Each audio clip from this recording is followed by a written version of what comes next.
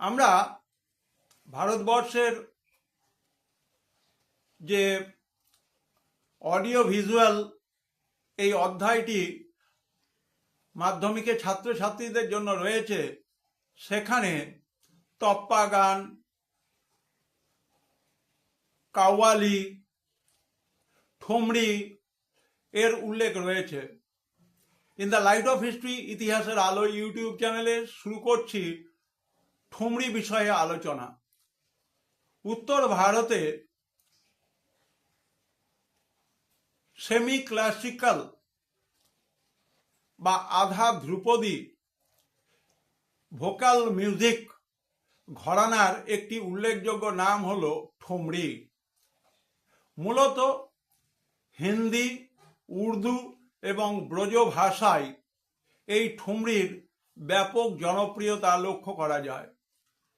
ঠুমরির মধ্যে রয়েছে এক বিশেষ ধরনের রাগ, রয়েছে রোম্যান্টিক অনুভূতি এবং উত্তর ভারতের অন্যতম ব্যক্তিত্ব রাধাকৃষ্ণের লীলাকে কেন্দ্র করে অত্যন্ত সুললিত কণ্ঠস্বর ভাষা ব্যবহার করে হিন্দি, উর্দু এবং ব্রজ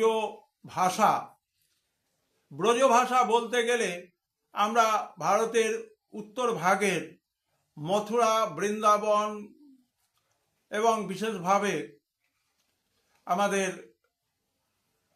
কৃত্তিবাস ওঝার যে ব্রজ ভাষার ব্যবহার, সুললিত তার ঝঙ্কার, সেই জায়গাটাকে আমরা বিশেষভাবে উল্লেখ করতে চাই।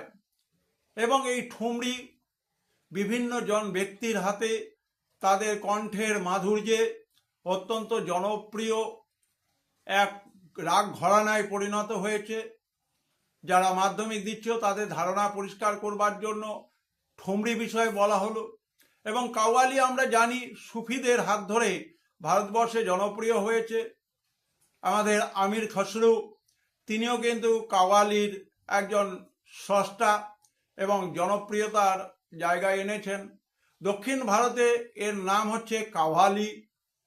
কাভালি মানে হচ্ছে কাস্টডি বা প্রোটেকশন বা গার্ড। এইভাবে বিভিন্ন অঞ্চলে কাওয়ালি শব্দটি কিন্তু বিবর্তিত হয়েছে। আমরা জানি সুফিরা এক ধরনের পাত্র ব্যবহার করে তাতে বিভিন্ন ধরনের বাদ্যযন্ত্রের আওয়াজের মাধ্যমে কাওয়ালিকে ফুটিয়ে তোলেন। তোমরা ভিডিওটি সম্পূর্ণটা দেখবে। সবাই ভালো থাকবে, সুস্থ থাকবে।